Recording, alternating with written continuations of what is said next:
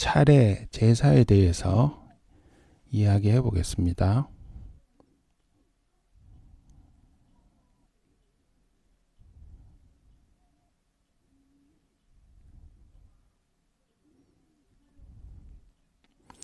차례는 글자 그대로 차를 올리는 예입니다.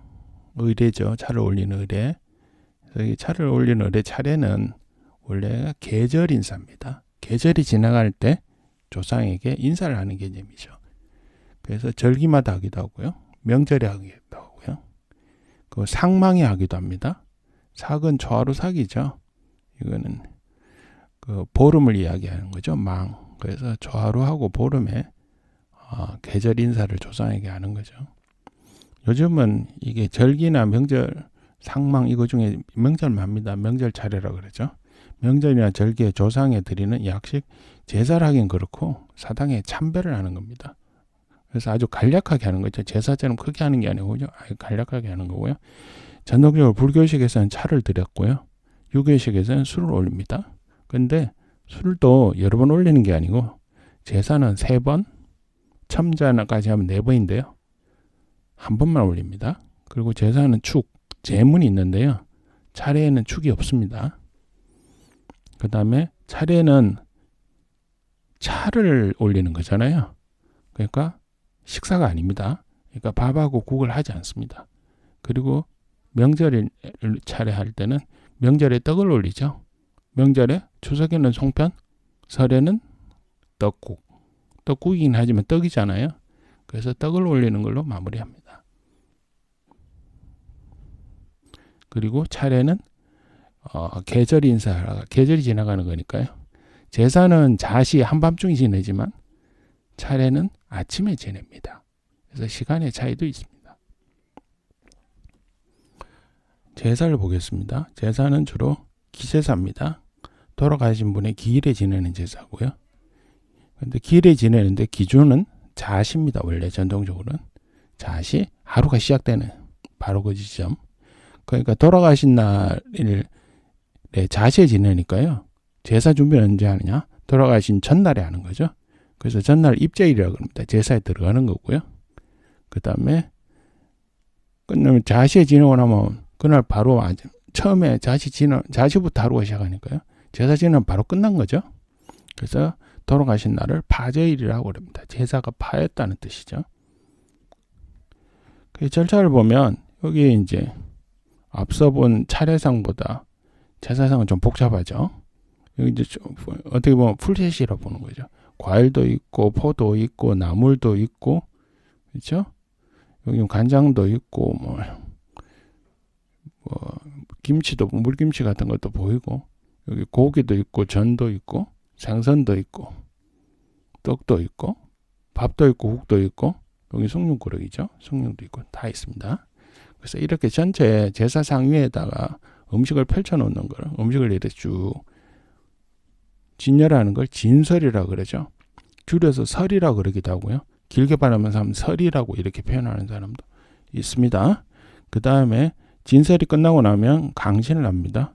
강신은 처음에 제사를 지내기 위해서 주제가 주된 주재관이 이 잔을 받아서 내려받아서 술로 잔을 살짝 씻은 것을 옆에 모사라 그래서 모래를 담아 놓는 그릇이 있거든요. 모래를 담아 놓은 그릇 세 번에 나누어서 잔 씻은 술을 버리는 절차가 강신입니다. 신이 내려오는 거죠. 그러고 난 다음에 주제가 재배를 하고 하는 절차가 강신입니다. 그 다음에 진찬이라고 되어 있는 것은 이게 절차에 따라서 이 전체 음식을 한 번에 다 깔아놓는 진설을 하는 경우도 있고요. 어떤 데는 진찬에서 이쪽 지방에 가까운 여기 지방이 있죠. 지방에 가까운 음식을 나중에 강신 이후에 넣는 경우도 있다고 합니다. 근데 많은 경우에 이건 진찬을 따라하지 않고 진설 한 번으로 끝나는 경우가 많죠. 이건 집안에 운영하는 나름입니다. 그 다음에 이제 강신이 끝나고 나면 주제가 뒤로 물러나지만 제상 발 앞에 있다가 약간 물러나긴 하지만 재관 전체가 재배를 합니다. 제사를 시작하니까. 그렇죠? 그러니까 제사 시작하는데 첫 재배가 일어나는 거죠. 이때 주제도 같이 절을 하겠죠. 결국 주제는 제사가 시작할 때 강신한다고 재배, 그리고 전체가 재배. 그래서 사배를 합니다. 그런 일이 일어나고요. 그 다음에 이제 식사 전에, 식사를 하기 전에 우리 요즘 일반인들도 식사할 때 술을 먼저 먹고 밥을 나중에 먹기 시작하죠. 그런 것처럼 제사도 그런 절차를 따릅니다. 초헌이라서 첫 잔이고요. 초헌은 주제가 하고요. 그 다음에 축, 제문을 읽는 거죠. 이 축을 읽는 사람을 또 축이라고 표현하기도 하고요. 그 제문 자체를 축이라 표현하기도 하고, 어떤 사람들은 축하고 제문하고 다른 거라 그러는데 같다고 이야기하는 사람도 있습니다. 어쨌든 축의 절차를 따르고요. 축을 할 때는 모든 재관들이 엎드려 있게 됩니다. 그 다음에 두 번째 잔, 아헌. 두 번째 버그마자죠. 두 번째 잔을 드린데 버그마자고 아헌. 그래서 이 아헌을 하는 사람을 아헌간이라 그러죠. 초헌을 하는 사람은 초헌간. 마지막에 세 번째 잔을 올리는 사람은 종헌간. 마칠 정조죠. 이 종헌을 하게 됩니다. 종헌을 하고 나면 그 다음 절차는 유식인데요. 이 절차는 첨작하고 삽시로 이루어집니다. 첨작은 이 유식의 개념은 조금 더 음식을 많이 권한다는 개념이 있는 거죠. 그래서 첨작을 해서 여기에 원래 술을 따랐던 주전자나 병을 놓고 여기에 잔에 추가로 술을 더하는 방법도 있고, 밥에 뚜껑이 있었을 경우에는 이때 이 종헌 때까지는 밥에 뚜껑을 덮어놓고 있다가 뚜껑을 벗겨서 술로 헹군 다음에 거기에다가 밥 뚜껑에 술을 받아서 첨잔을 합니다. 그게 이제 첨작이고요. 그런 다음에 밥 뚜껑은 상 밑으로 내려놓고 그 다음에 숟가락을 밥에 꽂아서 식사를 시작하는 거죠. 이게 이제 삽시, 이 삽입한다는 뜻이죠. 시는 숟가락이고요. 숟가락을 밥에 넣는다고 삽시라고 그러죠. 이제 삽시를 하면서 젓가락은 여기에 좋은 반찬에 젓가락을 위에 올려놓게 됩니다. 이게 이제 조상신이 이제 식사를 하는 거죠. 그런데 이제 삽시하고 젓가락을 이렇게 제물에 놓을 때 집안별로 차이점이 있는데, 어떤 집안은 3번을 쳐야 된다 그랬어요. 3번을 제상 위에 치고 난 다음에 쳐서 젓가락을 가지런하게 한 다음에 제물 위에 올려놓는 집안이 있고요. 소리 내면 귀신이 놀란다고, 그 다음에 소리 내지 않고 조용히 젓가락을 올려놓는 경우도 있습니다. 그게 이제 삽시고요. 삽시가 되고 나면 다음 절차는 한문입니다. 원래 유교적 제사는 가묘에서 하는 거거든요. 그러니까 가묘라는 것은 그 집안의 사당이잖아요. 사당이 하고 마루 사이에는 되게 문이 있습니다. 그래서 그 문을 닫는 거죠. 근데 요즘은 가묘가 따로 있지 않고 제상을 놓고 뒤에 병풍을 치는데, 병풍을 넓게 치면 병풍이 여러 폭 중에 이쪽을 감싸게 되겠죠. 병풍 끝을 돌려서 병풍이 감싸는 모양 형태를 취하기도 합니다. 그게 이제 한문이죠. 식사하기 하시라고 자리를 뒤로 물러나는 개념이죠. 재관들이 뒤로 물러나고요. 상황에 따라서 촛불을 다 끄기도 하고요. 2개 중에 하나만 끄기도 하고. 그 집안 하기 나름인데, 이 초라는 것도 옛날에 없었겠죠. 요즘 들어서 생기는 개념이긴 한데, 이게 초가 들어온 걸 갖다가 몇백 년 안 됐다 이렇게 표현하기도 하는데, 어쨌든 그렇게 조명을 조금 어둡게 하고, 요즘 뭐 초를 안 쓰면 전기불을 살짝 끄기도 하고, 뭐 2개 중에 하나만 끄고 그런 경우도 있더라고요. 그렇게 하게 되고요. 물러나 있고, 어떤 집안에는 그냥 뒤에 물러나서 조용히 있는 데가 있고, 물러나고 한문을 하고 난 다음에 엎드려 있는 집도 있고요. 하여튼 그렇게 해서 조상신의 식사 시간을 주는 게 한문이고요. 그런 다음에 이제 계문이라고 해서 소리를 내서 끝내겠습니다 이렇게 일깨워 준 다음에 문을 열고 와서 제물에 젓가락을 올려놓아, 제물에 젓가락의 위치를 조금 바꾸기도 하고, 이때 숭룡을 드리는 거죠. 숭룡을 드려서 숭늉을 넣어서 이제 삽시해 놨던 숟가락에서 밥을 좀 떠서 숟가락을 씻는다. 어떻게 보면 밥을 여기다 만다고 볼 수도 있고요. 숟가락을 씻어서 숭늉을 마시는 절차를 가는 거죠. 그래서 이것도 3번에 걸쳐서 밥을 조금 떠낸다. 그렇게 보기도 하고요. 그렇게 해서 그러한 절차를 거쳐서 조금 기다린 다음에 그 다음에 여기 숭늉에 담겨있던 숟가락을 몇 분 뒤에 내려놓고 이렇게 수저 놓는 그릇이 따로 있죠. 내려놓고 젓가락도 내려놓고 그러고 난 다음에 마지막으로 제관 전체가 재배를 하면서 제사를 끝내게 됩니다. 이제 그게 이제 사신 절차가 되겠죠. 그렇게 하고 난 다음에 재배를 하고 제사가 끝나고 나면 지방문 같은 것을 불태워 없애버리고 상에 있던 재물을 치우겠죠. 그게 철상이고요. 재물을 맛보고 복을 내려받는다고 재물을 간단하게 맛보는 절차를 음복 이렇게 표현을 합니다. 그래서 절차는 그렇게 돼 있고요. 좀 다양하게 이렇게 있고 차례보다는 훨씬 절차가 많죠. 근데 제사는 언제부터 지냈을까요? 제사는 고대로부터 지냈다. 그러니까 제사는 특정 종교의 개념이 아니고요. 신이라는 걸 믿게 되면 의례가 있는 거죠. 그 의례가 있는데 신령에게 기원하거나 고인에 대한 추모를 한다거나.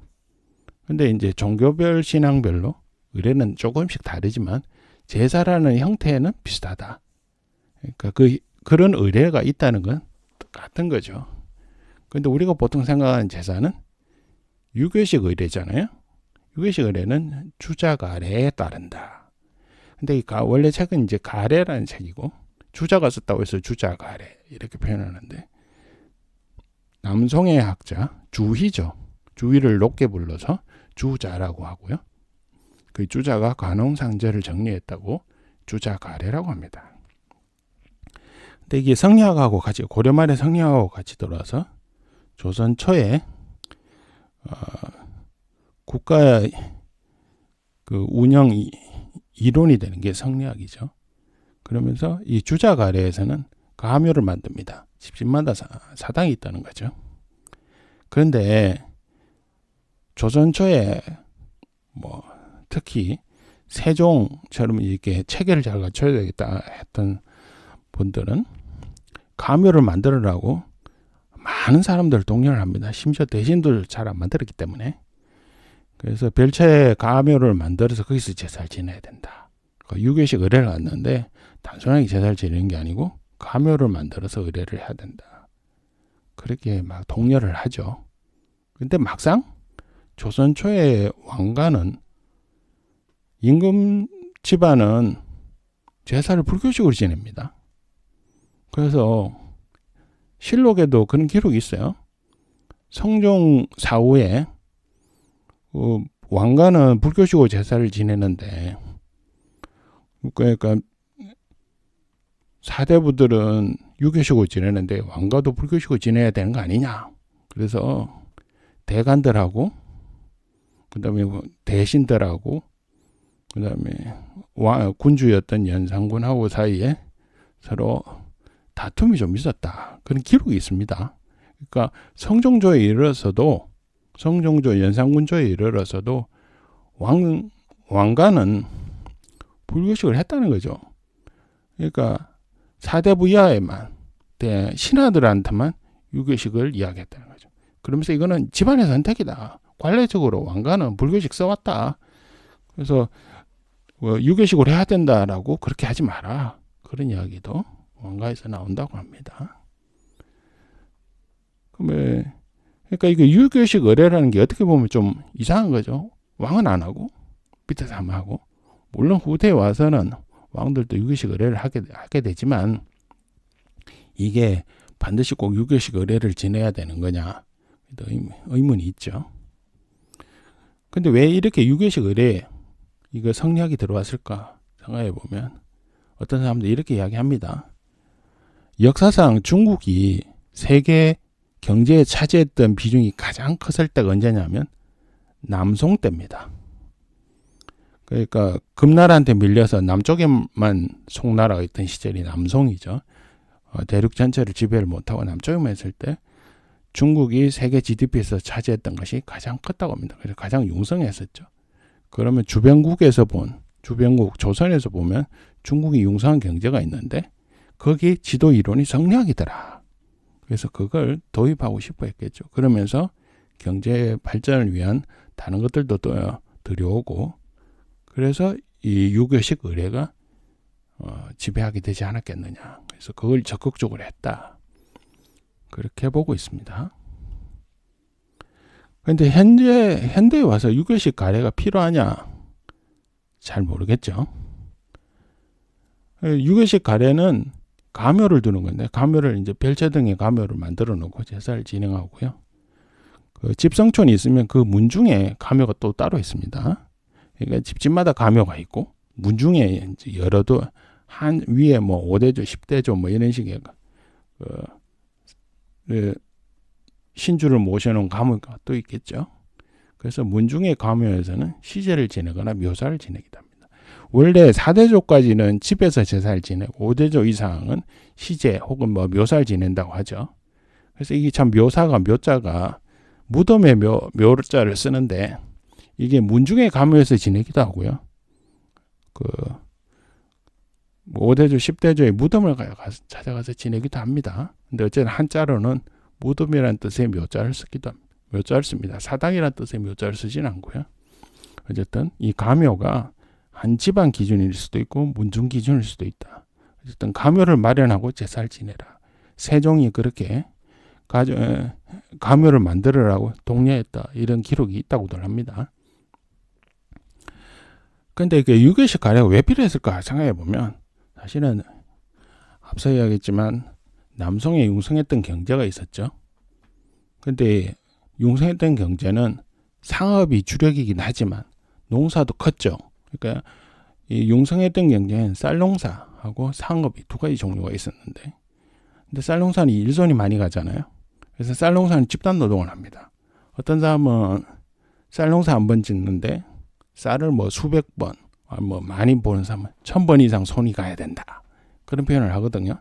그리고 이게 일이 많다 보니까 집단 노동이 필요하죠. 그러니까 이게 집단주의가 돼야 되고요.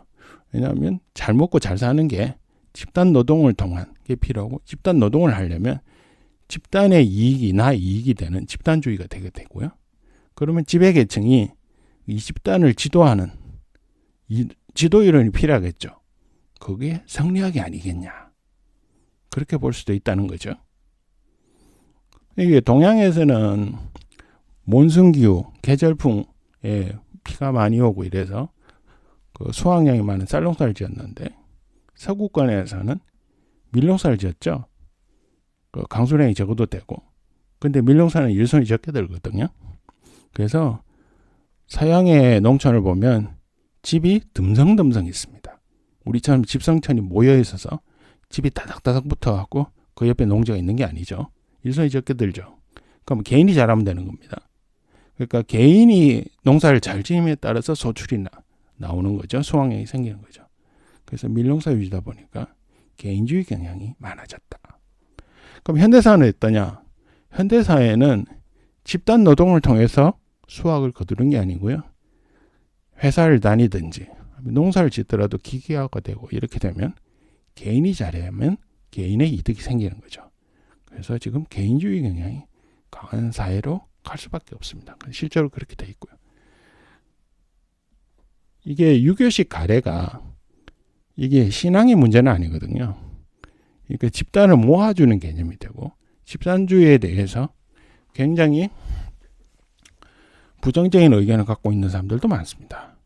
그래서 농경문화 위주의 사회가 아니고 이제 대량 생산 산업화 사회잖아요.